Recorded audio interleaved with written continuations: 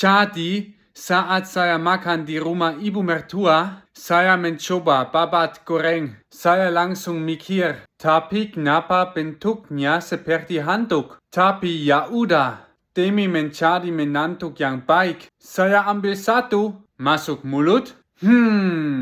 Ini teksturnya kok kenyal sekali. Terus ibu mertua nanya, enak kan? Di situ saya berpikir, jika saya jujur, bisa jadi ini makan malam terakhir saya di rumah itu.